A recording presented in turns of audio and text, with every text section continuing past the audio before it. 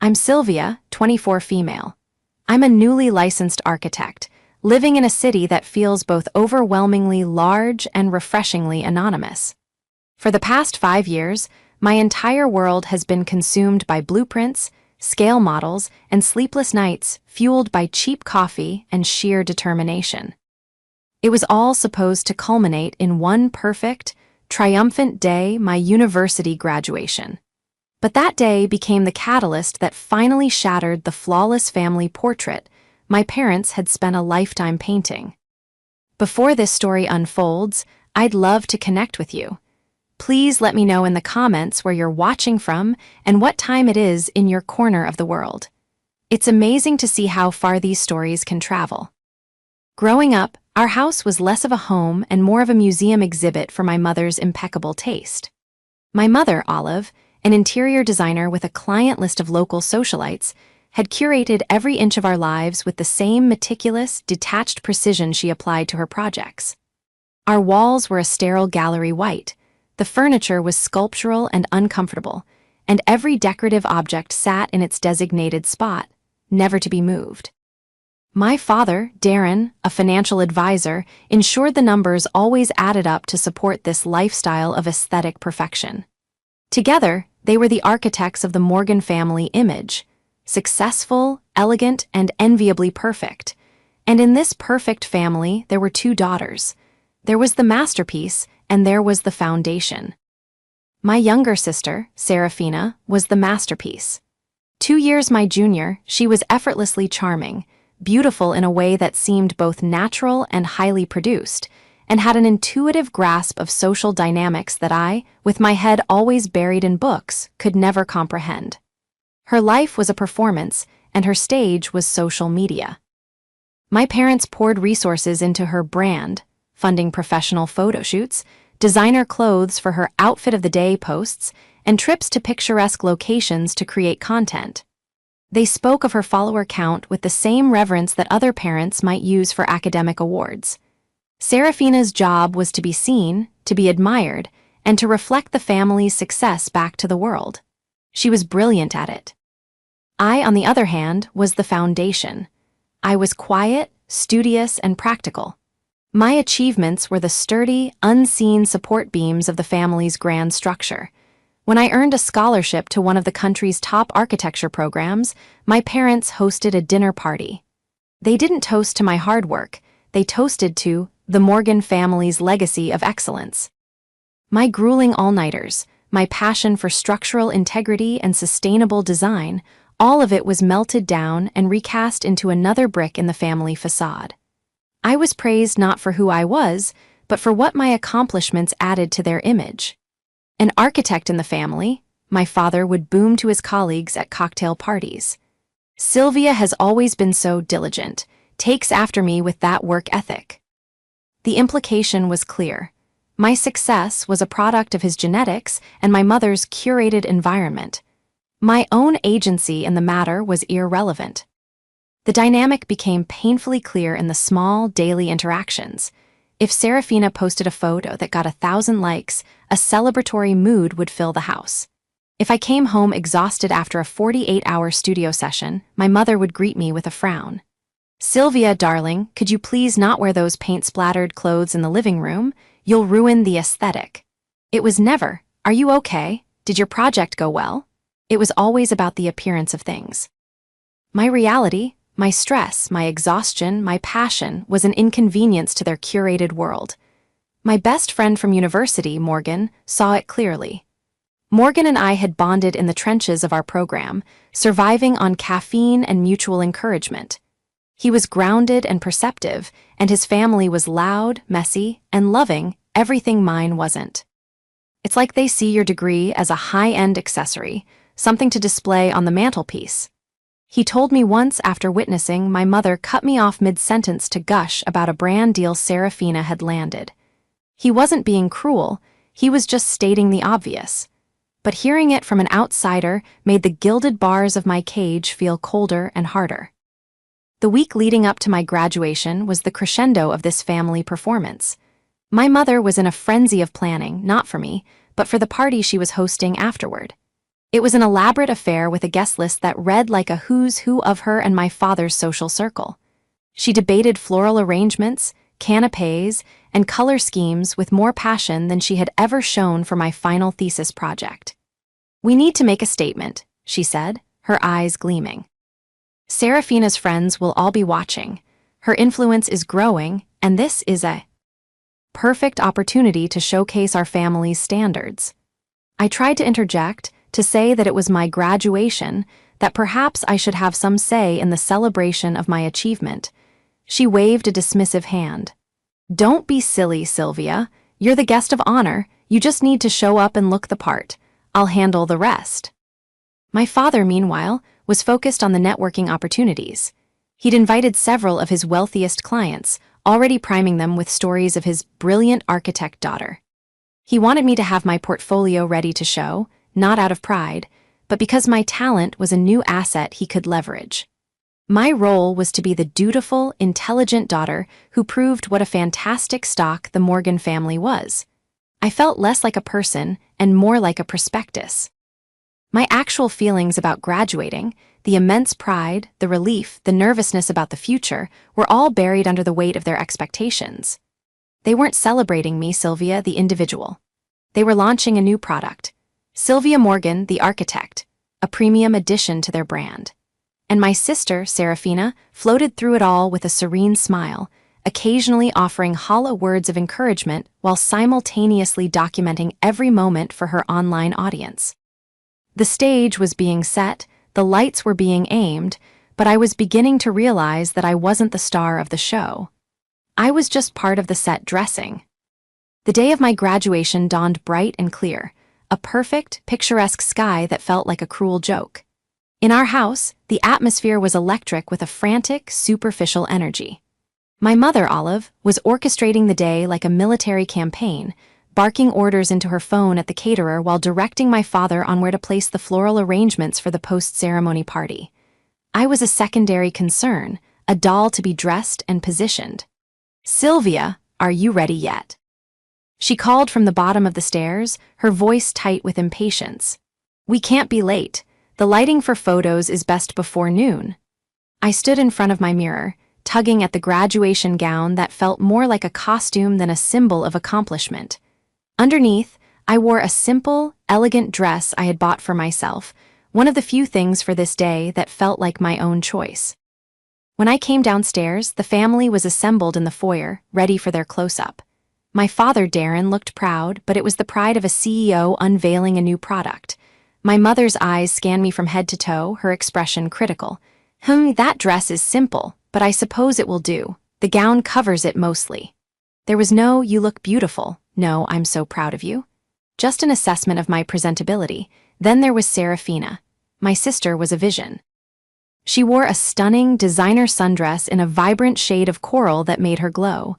Her hair was perfectly styled, her makeup flawless. She looked more like the guest of honor than I did. "Ready, big sis?"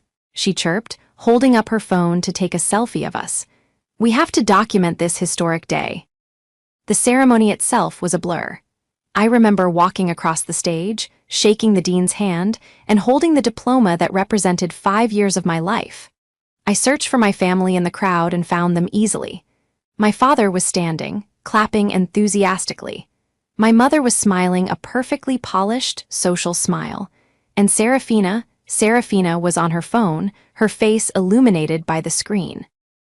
She was likely already posting about the event, curating the experience for her followers before it had even finished. A small, cold knot formed in my stomach. Later, Morgan found me outside the auditorium. He gave me a crushing hug that felt more genuine than anything I had received from my family all day. "You did it, Sil. You're officially an architect." He grinned, his pride for me radiant and real. "Your family throwing that massive party?" I nodded, trying to muster some enthusiasm. "Yeah, it's going to be a lot." He gave me a knowing look. "Just remember, this day is about you. Don't let them make it about them." His words were a lifeline, but I was already starting to feel myself being pulled under by the tide of my family's agenda. The party was exactly what I had expected, a perfectly staged event for my parents to show off. The house and garden were filled with their friends, colleagues, and clients. The conversation was a low hum of business deals and social gossip. I was paraded around, introduced, and prompted to talk about my thesis project, my job prospects, and my ambitions. My father would steer a wealthy client toward me and say, "Sylvia, tell Mr. Henderson about your concept for sustainable urban housing." I would comply, feeling the words turn to ash in my mouth as I realized I was just another part of his sales pitch. My mother, meanwhile, floated through the crowd, accepting compliments on tea. He party, the house, and her two beautiful, successful daughters. The moment it all shattered, the moment the gilded cage cracked open to reveal the rot inside, came about 2 hours into the party. My father clinked a champagne flute to get everyone's attention. He stood on the patio steps, beaming, with my mother, Serafina, and me positioned beside him. "Friends, colleagues," he began, his voice resonant with false sincerity. "Thank you all for coming to celebrate this momentous occasion. We are so incredibly proud of our Sylvia and her tremendous achievement." He gestured to me, and there was a polite smattering of applause. I managed a weak smile. But then his speech took a turn. "Sylvia's hard work and dedication have been an inspiration," he continued, "especially to her younger sister, Serafina." He turned and put an arm around Serafina, pulling her forward. "And today, as we celebrate one daughter's success, we are thrilled to share some wonderful news about the other." My mother stepped forward, her smile blindingly bright. "As many of you know, Serafina has been working so hard to build her own brand as a lifestyle influencer, and her dedication has paid off. We are so proud to announce that she has just been signed by a major talent agency and has landed a national campaign with a luxury skincare brand." The crowd, which had been politely attentive before, erupted in genuine, enthusiastic applause. People were cheering, congratulating a beaming Serafina. She took the spotlight effortlessly, thanking everyone, talking about her journey, and how much her family's support meant to her. My graduation, my 5 years of relentless work, had just been demoted to the opening act for her main event. I stood there, frozen, the diploma in my hand suddenly feeling like a cheap prop. They hadn't just overshadowed my moment, they had deliberately used it. They had gathered this influential audience under the pretense of celebrating me, only to launch her career. I looked at my parents, who were gazing at Serafina with a look of pure, unadulterated pride, a look I had craved my entire life and never received. In that instant, I wasn't their daughter. I was collateral. I was the bait for the trap. The knot in my stomach tightened into a block of ice. The carefully constructed facade of the perfect family didn't just crack. For me, it exploded into a million pieces. The applause for Serafina eventually died down, but the buzz of conversation that replaced it was all about her. "A national campaign? How marvelous! Serafina is going to be a star. Olive, you must be so proud." I remained on the patio steps, a ghost at my own feast. My father gave my shoulder a perfunctory pat, his attention already elsewhere. "Good work, Sylvia," he murmured, as if I had just successfully completed a minor task for him.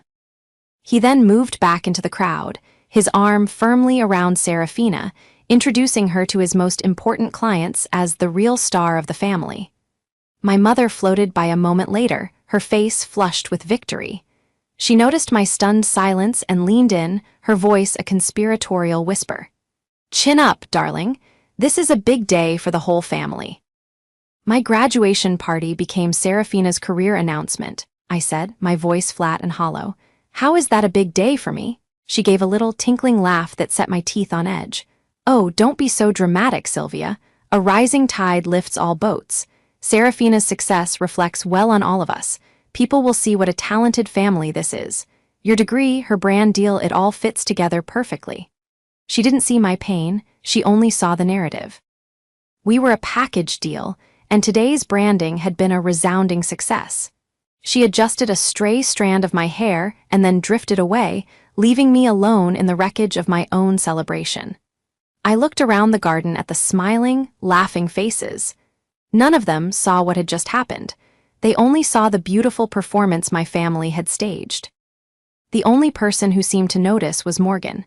He found me by the edge of the lawn, staring blankly at a rose bush my mother had meticulously cultivated. "Are you okay?" he asked quietly, his voice cutting through the noise. I just shook my head, unable to form words. He didn't press. He just stood beside me in silence, a solid, comforting presence. "That was," he finally said, choosing his words carefully, "one of the most calculated things I have ever seen."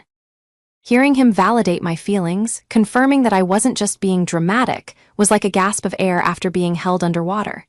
"They used me," I whispered, the realization hitting me with the force of a physical blow. "They used my graduation." "They did," he confirmed gently, "and I'm so sorry, Sylvia." We stood there for another minute before I finally managed to pull myself together. "I need to get out of here," I said. "Just for a bit." Morgan nodded. "My car is out front. I can drive us anywhere you want, or I can just cause a scene to create a diversion. Your call." A tiny, humorless smile touched my lips. "Let's stick with the car for now." We slipped away without anyone noticing. My family was too busy basking in Serafina's glow to even register my absence. We drove in silence for a while, the city lights blurring past the window. We ended up at a cheap, 24-hour diner, the kind of place my mother would be horrified by. The vinyl seats were cracked, and the air smelled of stale coffee and grease. It was perfect. As I sat there, nursing a cup of lukewarm coffee, the events of the day began to replay in my mind. But this time, they were connecting to a lifetime of smaller moments, 1,000 tiny cuts I had ignored or explained away. I remembered every time my achievements were minimized, every time Serafina's smallest whim was celebrated, every time I was told to be quieter, to be less messy, to fit into the picture they had created. It wasn't just about today. Today was just the day the pattern became too obvious to deny. I started talking, and once I started, I couldn't stop. I told Morgan everything. About my mother critiquing my clothes after I'd been working for 2 days straight. About my father using my academic record to impress his clients. About how every family vacation seemed to revolve around getting the perfect Instagram shots for Serafina. About the constant, subtle pressure to be the serious one so Serafina could be the fun one, boxing us into roles that served the family's image. These weren't isolated incidents, they were a strategy. My role was to provide the substance, the proof of intelligence and hard work, while Serafina provided the sparkle, the public-facing charm. Together, we made the Morgan brand complete, but we weren't a team. I was a resource being mined for her benefit. "They weren't raising 2 daughters," I said, the coffee cup trembling in my hands. "They were building a portfolio." And she was the high-growth stock, and I was the stable, reliable bond that made the whole thing look secure. Morgan listened patiently, his expression a mixture of sympathy and anger on my behalf. "What are you going to do?" he asked when I finally fell silent. The question hung in the air. What could I do? Go back there and confront them? They would dismiss me as jealous and ungrateful. They would twist my words, gaslight me into believing I had misinterpreted everything. My mother's voice echoed in my head, "Don't be so dramatic." I felt a profound sense of exhaustion, a weariness that went bone deep.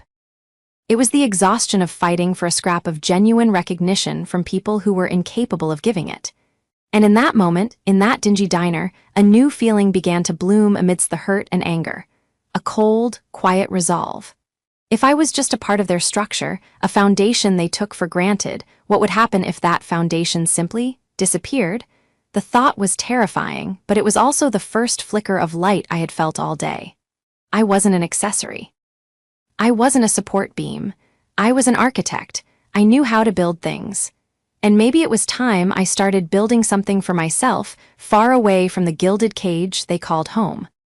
The drive back to my parents' house was silent and heavy. Morgan didn't push me to talk, he just let the quiet hang in the car, giving me the space I needed. When he pulled up to the curb, the party was finally winding down.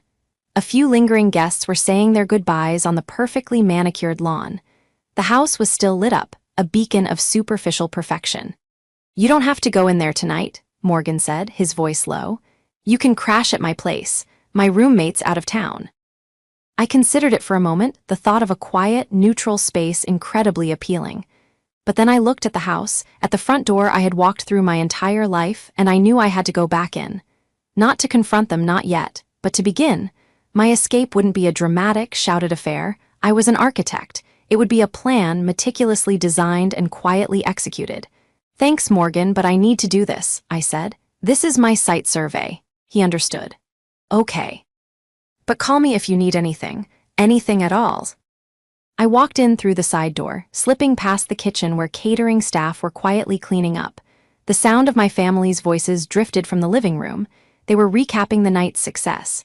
"Darren, did you see how impressed Mr. Abernathy was with Serafina?" my mother gushed. "He said she had real star quality." And her announcement completely overshadowed the Henderson kids' law school acceptance, my father added with a smug chuckle. "They looked absolutely sick." Serafina laughed. It was perfect timing. Everyone was already there for Sylvia's thing, so we had a captive audience. My thing, my 5 years of work, my degree, my future, it was just my thing. The casual cruelty of her words cemented my resolve. This wasn't a family I needed to fix. It was a situation I needed to exit. That night I didn't sleep.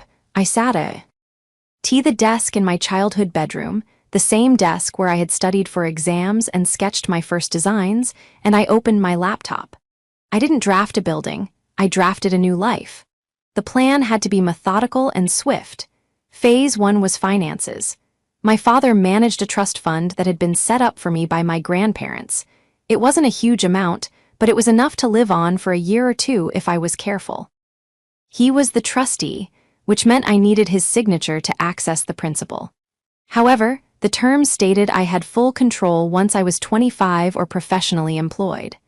I was 24, but I had a job offer from a prestigious firm in a city 3 states away, an offer I had been hesitant to accept because my mother wanted me to stay local, to work for a firm she could brag about to her friends.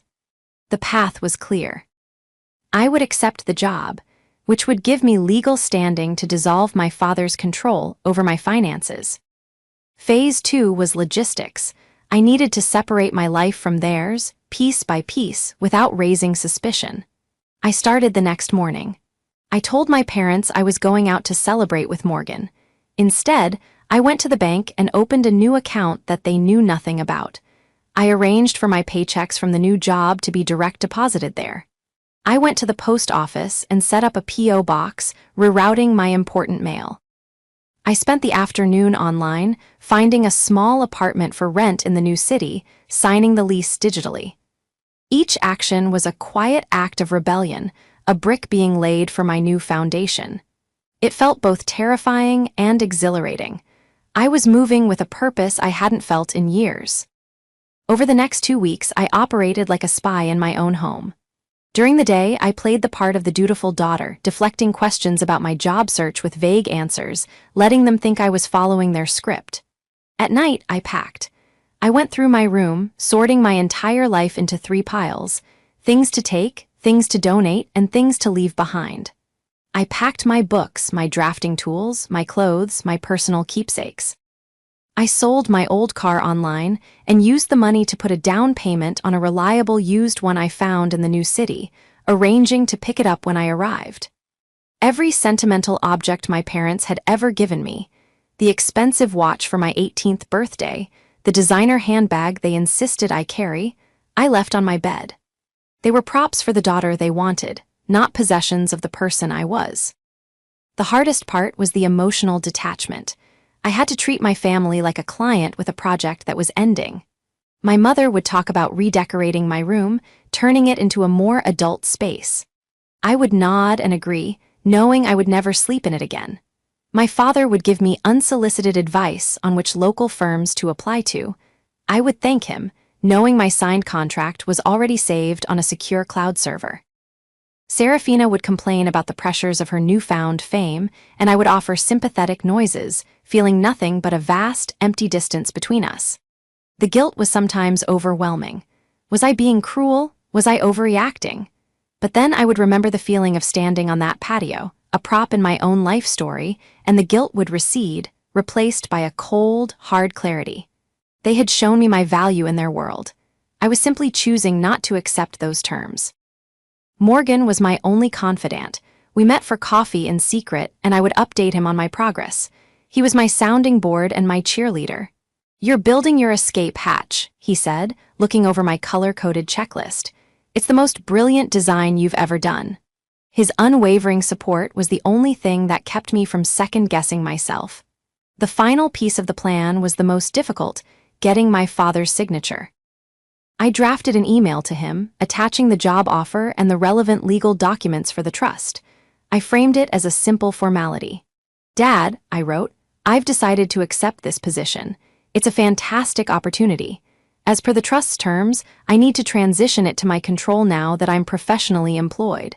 Could you please sign the attached forms so I can get everything set up before I start?" I held my breath and hit send. For 2 days, there was silence. I started to panic, thinking he would refuse, that he had seen through my plan. Then an email notification popped up. It was from his assistant. "Mr. Morgan has signed the documents. Please find them attached." Just like that, he hadn't even called. He had likely seen the high salary and the firm's reputation, decided it was a good reflection on him, and signed off without a second thought. He had no idea he had just signed my Declaration of Independence. The blueprints were complete. All that was left was to walk off the site. The final week felt like living in a slow-motion film. Every conversation, every shared meal was overlaid with the knowledge that it was the last. My family remained blissfully unaware, caught up in the whirlwind of Serafina's new career. The house was constantly filled with the buzz of her phone calls with agents and brand managers. My parents orbited her, their faces a permanent mixture of pride and strategic concern. I moved through this domestic theater like a ghost, my presence acknowledged but not truly seen. My quietness was interpreted as my usual studious nature, my time spent in my room as me decompressing after the stress of final exams. Their self-absorption was the perfect cover for my operations. I had arranged for a small moving company, the kind that uses unmarked vans, to come on a Tuesday morning, a time when my father would be at work, my mother would be at her weekly yoga and lunch social, and Serafina would be at a photo shoot across town. The timing was perfect. My escape was scheduled down to the minute. On Monday night, my mother announced we were having a last-minute family dinner to celebrate Serafina's first official brand post, which had gone live that afternoon and was, in her words, doing incredible numbers. The universe really did have a twisted sense of humor. We sat at the polished dining table, the same table where so many of my achievements had been downplayed and so many of my feelings had been dismissed. My father opened a bottle of expensive champagne. "To Serafina," he toasted, raising his glass. "The sky's the limit." My mother and Serafina beamed, clinking their glasses against his. They all turned to me, their expectant smiles waiting for me to join in. I raised my glass of water. "To Serafina," I echoed, my voice even, "may you get everything you deserve." They didn't catch the double meaning. They just heard the words and nodded, satisfied. To them, it was an affirmation of her brilliant future. To me, it was a quiet curse. Throughout the dinner, I listened as they planned her future, a trip to LA, a new wardrobe, the possibility of a reality show. They talked about how they would need to upgrade the home security system once Serafina became truly famous. Not once did they ask me about my job, my plans, or my future. It was as if my graduation had been the final item on their checklist for me, and now that it was ticked, they could put me back on the shelf. I excused myself early, claiming I was tired. "Of course, dear," my mother said, barely looking up from her phone, where she was scrolling through the comments on Serafina's post. "Get some rest." In my room, I did one final sweep. My boxes were neatly stacked and labeled, hidden in the back of my closet. My laptop bag was packed with all my essential documents, my birth certificate, social security card, passport, and the signed trust forms. I wrote a single, simple note and placed it in the center of my perfectly made bed. It didn't contain anger or accusations. That would only give them a drama to perform, a story to twist. It just contained facts. It read, "I have accepted a position as an architect in another city. I have transferred my trust fund, as is my legal right. I have moved out. I will not be in contact. I wish you all the best. Sylvia." There was nothing for them to argue with, nothing to misinterpret. It was a statement of fact, as cold and clean as a blueprint. I took one last look around the room that had been my gilded cage for 24 years. I felt no sadness, no nostalgia. Just a profound, quiet sense of relief. I slept for a few hours, a deep and dreamless sleep. At 5 a.m., I was up. I dressed in simple, practical clothes and carried my backpack and laptop bag downstairs. The house was dark and silent, every object in its perfect place. I walked out the front door without looking back, closing it softly behind me. The air had never tasted so fresh. The moving van arrived at 8 a.m. sharp, just as I had planned. The two movers were professional and efficient. In under an hour, my entire life, packed into 27 cardboard boxes, was loaded into the back of the van. I paid them in cash, and they drove away, heading for my new city. I was left standing on the curb with a single backpack. I walked to the local coffee shop where Morgan was waiting for me. He stood up the moment I walked in, his expression anxious. "It's done," I said, a real smile touching my lips for the first time in weeks. He pulled me into a hug. "I am so unbelievably proud of you," he whispered. We sat for a while, sipping our coffee, not saying much. There was nothing left to say. The plan had been executed. He drove me to the bus station. Taking a bus to a neighboring state where I would then pick up my new car was the final step, ensuring my departure couldn't be easily tracked. As I stood in line to board, I turned to him. "Thank you, Morgan, for everything." "You did this, Sylvia," he said. "You built your own way out. Just promise you'll call me when you get there." "I promise," I said. I boarded the bus, found a window seat, and didn't look back as it pulled away from the station. For the first time in my life, I wasn't moving toward a destination my family had chosen for me. I was moving toward my own horizon, and the only sound was the quiet hum of the engine, carrying me toward my new beginning. I learned about the aftermath in pieces, through a single, carefully controlled channel. Morgan. We had agreed that he would be my sole point of contact. He would check in on me, and he would relay any necessary information, filtering out the drama and manipulation he knew my family would attempt. The first call came 2 days after my departure. "So," he said, his voice a mix of awe and amusement, "the bomb has officially gone off." According to him, my mother had been the one to find the note. She had gone into my room on Tuesday evening to tell me about a wonderful young man she wanted to set me up with, the son of one of her wealthy clients, of course. She found the room tidy, the bed made, and the single white envelope placed perfectly in the center of the pillow. Her reaction, as Morgan later pieced it together from a frantic, tearful call he received from a mutual acquaintance my mother had contacted, was not one of concern for my well-being. It was one of pure, theatrical outrage. Her first call was not to the police, not to my friends, but to my father. Darren came home from work to a scene of controlled hysteria. My mother was pacing the living room, my note clutched in her hand, talking about how I had abandoned them and betrayed their trust. My father's reaction was apparently more practical and, in its own way, more telling. His first move was to try and log into my trust fund account. When he found himself locked out, the access denied, his anger truly ignited. It wasn't about his daughter being gone. It was about his asset having liquidated itself. Then came the performance for Serafina. They presented it to her as a tragic, inexplicable act of selfishness on my part. "Your sister has just left," my mother had apparently sobbed. "Right when your career is taking off. How could she be so cruel as to try and ruin this moment for you?" They immediately framed my departure as an attack on Serafina, another way to make my sister the center of the narrative. Serafina, true to form, made it about herself instantly. Within hours, she had posted a vague, melodramatic story to her social media. A black and white photo of her looking sadly out a window with the caption, "Family is everything. Praying for everyone going through a tough time right now. Hold your loved ones close." The sympathy and concern from her followers poured in, and she expertly played the part of the devoted sister, worried sick about her mysterious, troubled sibling. Their next step was to control the narrative externally. They began calling family, friends, and relatives, spinning a carefully crafted tale. To some, they said I had taken a last-minute, immersive job opportunity abroad and, in my haste, had forgotten to communicate my plans properly.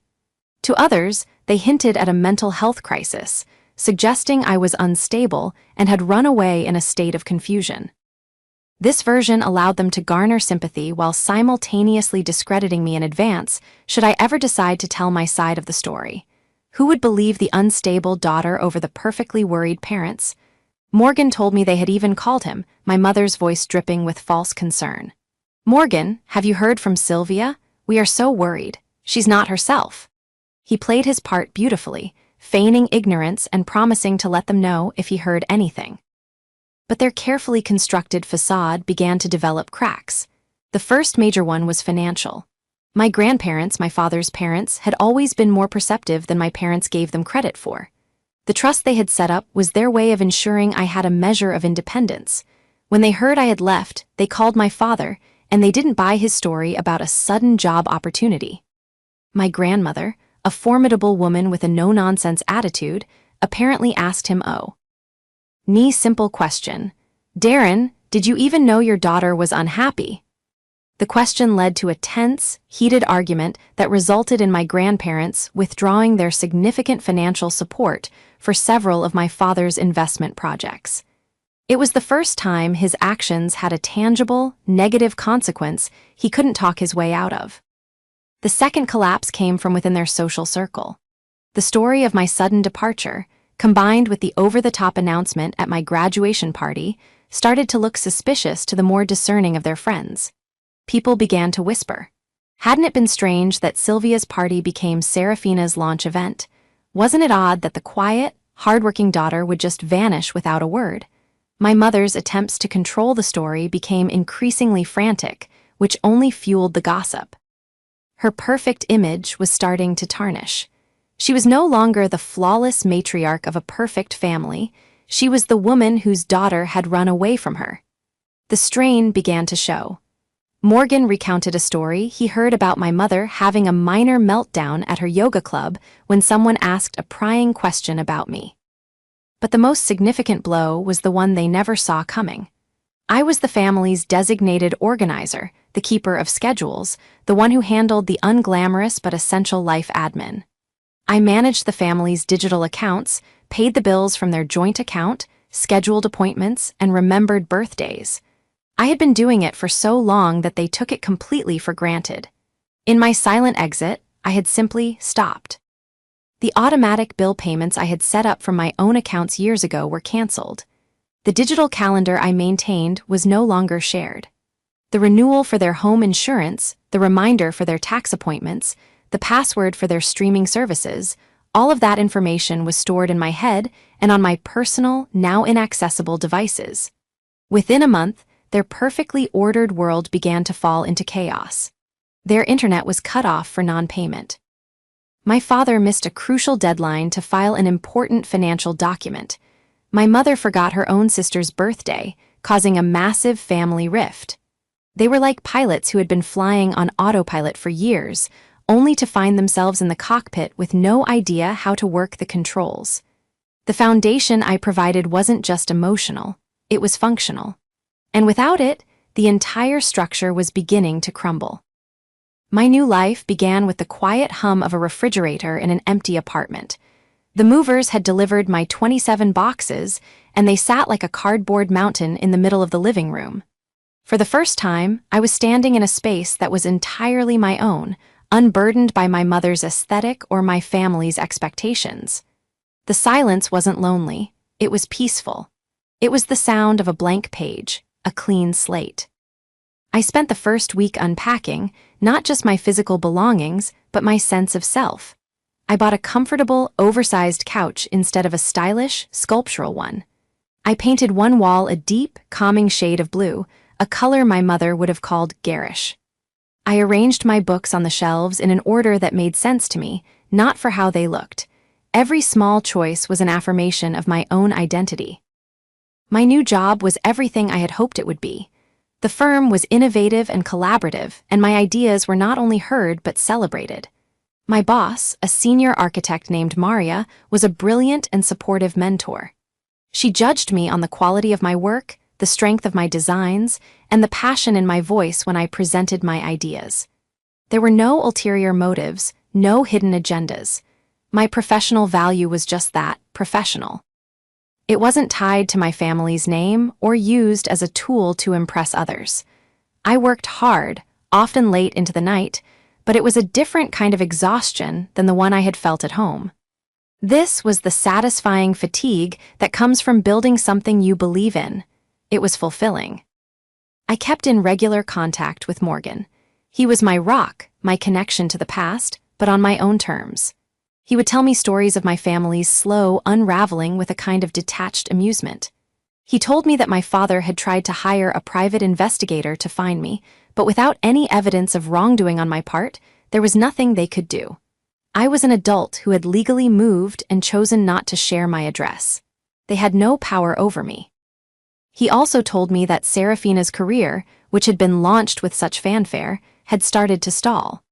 Without my quiet, background support managing her schedules and proofreading her contracts, she started missing deadlines and making unprofessional mistakes. Her brand, it turned out, was as shallow as the praise my parents heaped upon it. The skincare company she partnered with eventually dropped her for a more reliable influencer. The perfect image was proving to be unsustainable without its invisible support system. I never reached out to them and they were never able to reach me. I had a new phone number, a new bank account, a new address. I was a ghost to them. About a year after I left, Morgan told me something that showed me just how little they had changed. My grandparents, having completely cut ties with my father, had tracked me down through a professional architecture guild I had joined. They sent a letter to my office. It was a simple, heartfelt apology for not seeing the true nature of the situation sooner, and an invitation to reconnect on my terms. I met them for lunch a few weeks later. They were older and sadder, but their love for me felt real and unconditional. They told me that my parents had tried to use their reconciliation with me as a way back in. My mother had called my grandmother, suggesting a big family reunion to heal all the wounds. My grandmother had shut it down immediately. My parents didn't want to heal, they wanted to regain control. They hadn't learned a thing. Years have passed now. I am a project lead at my firm, managing designs for community libraries and sustainable housing projects. My work feels meaningful. I live in a home I designed myself, a small, light-filled space with a messy garden and a comfortable couch. Morgan moved to my city a few years ago, and our friendship is one of the cornerstones of my life. I have built a new family, one of choice, not obligation, made up of friends who see me for who I am. I occasionally see news of my family online. Serafina is still trying to be an influencer, but her audience is small. My parents still maintain their big house, but from what I hear, it feels empty, the silence punctuated by bitterness and blame. They shattered my big day, thinking they could use my light to make my sister shine brighter, but they misunderstood the fundamentals of architecture.